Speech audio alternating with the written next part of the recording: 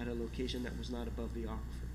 And so, you know, we have been disposing of it ultimately, I think the way everybody else is going to have to dispose of their biosolids. Okay. Other than that, not much going on. Did we add up the total spend? Yeah, I know, this is, We have did the you budget. exceed your Do we need to $1 go billion to limit, Miguel? Washington Because, for this? So just under $2 billion when you include the master plan? I mean, I'm just curious, Tulling, can you run us the figure by Tuesday and tell us how much we're approving here? Because it's beyond my statutory authority. Just remember, the planning numbers are just planning numbers. They may change. And then we've got. Is it close to the Gulf One budget? Because our money's real though, right? That is, it's a budget. We know how to manage our money. But it's a big number. The list is always big. Yes. The first list was We 600. can We needed push for the about federal 660. government to help in some of this. They are. You know, But they're not going to pay for push everything. more. That's what the ARPA and the Yes, all the USEPA grants grants are good. Yeah, but we don't fund it all. We've got The the good bond. news is that we're gonna spend it unlike our other departments and agencies that failed to meet the deadline. So like the first consent decree almost cost us about $1 billion, but he and his predecessors got about a third of it in grants. So EPA spanks you, then hands you money, right? Although my next question to you is, with all the ruckus in Washington D.C., with what's it called, the beautiful budget, where are we exposed? Or, I mean, I'm hearing horror stories in other places about federally funded assistance now getting cut. I was waiting for this meeting to ask you, how does it look for, because you're still mentioning sources of funding coming from US EPA, but have you been advised, and I think Senator Lujan has said you and John have been sending in the what ifs, right? But just if you could brief us, how's it looking?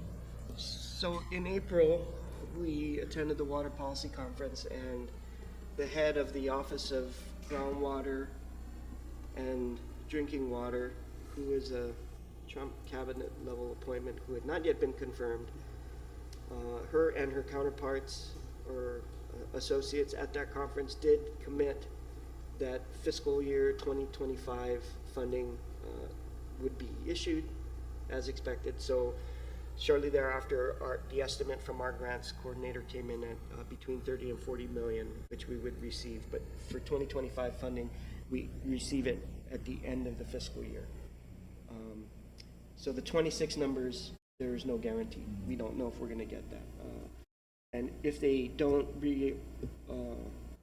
issue or authorize the funding that was proposed under the bipartisan infrastructure law, then we will lose about 26 million or so, I think, or up to 30 million. But even the state revolving fund program, our regular grants, which used to be 8 million a year, and then went to about 4 million a year because of congressional set-asides or earmarks. Even that funding, I think, in the Trump's proposed budget was slashed. So we have no assurance that for 26 we'll get the same level of funding that we have in years past. That's the current bill that was passed. It hasn't passed yet. No, it's just creeping through. It's the one he calls the House. It's the one he calls the. It's in the House now. Beautiful bill. So we did receive it immediately from the congressman's office with, a request if we have any concerns to let them know. Express, right? The team and I went through everything and the feedback that was provided. We put into tabular form to identify the programs that are of concern to us. EPA was one of them. There was also Bureau of Reclamation funding that we were hoping to get to help us with a new intake structure and dam for the Ugam surface water treatment plant. We've already got technical assistance grant funding in place, and they are building a hydraulic model.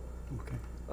So that we have the basis, their basis, because it's their people that are doing it, that show, yes, there is an issue here, and for resiliency and drought protection, you would need to upgrade, and these are the hard improvements that we recommend, and then we would use that to apply for their funding to help us do it. That is in jeopardy now, so we've put that concern before the congressman. And then the last one, it's not funding we received directly, but if we recall, we signed the One Guam Water Resource Information Program, MOA, with UOG and USGS. And Department of Defense has their counterpart agreement, but USGS's funding for their regional water science centers supports their efforts in that program, which helps us to manage the aquifer, the resources. And so if their funding goes away, then it will impact that MOA and our ability to get good scientific information to help us manage the resource, like the chlorides and the turning down the wells and reducing our production rates. That's all based on information and advice that we get from WERI and USGS. So that type of expertise is at jeopardy, so we also put that into our comments and send it back to both the Senator's office and the Congressman's office. So, and pardon me if it's not wrong, but it seems to me that we get a lot of CapEx money from US EPA, which is great, right? When you hear about Guam, they talk about possible loss of federal jobs that are funded by federal money.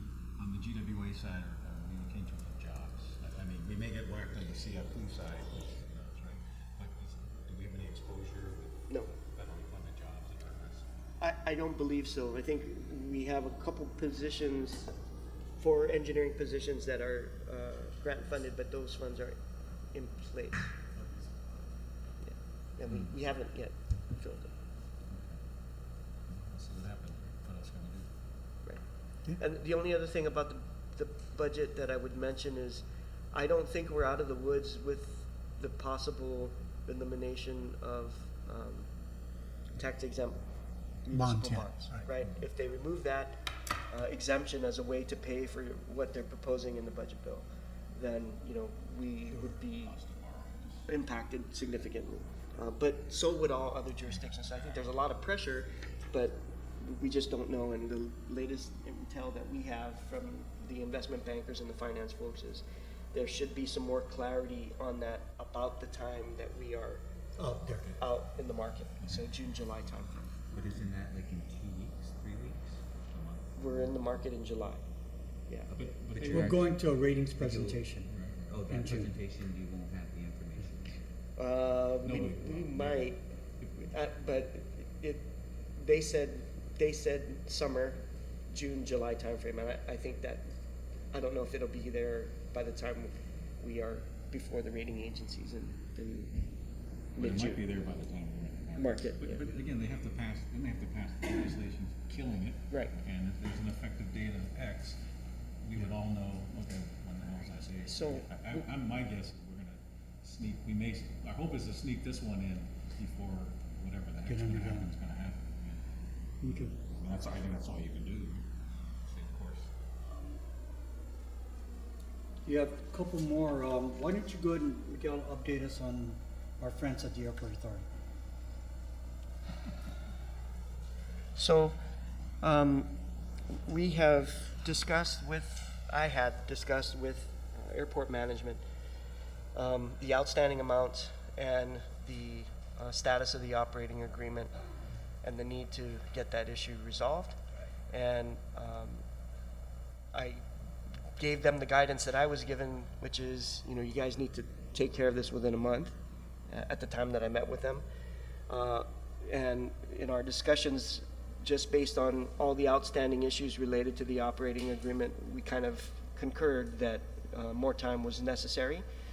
And I informed them that in order to get more time, I think the way to do it would be for them to just resolve the outstanding accounts payable.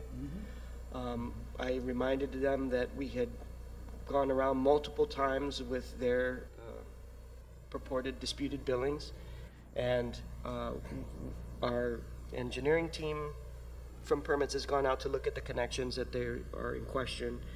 Our customer service department has gone through all of the records and the correspondence, and we did make adjustments, as many adjustments as we could justify, to adjust the billings that they had in dispute. And everything that was left, you know, our position was this is firm and final, and there are no more adjustments that are justified. And I suggested that they make a good faith deposit by covering half of that outstanding amount and work out a payment plan for the balance, which we would be open to working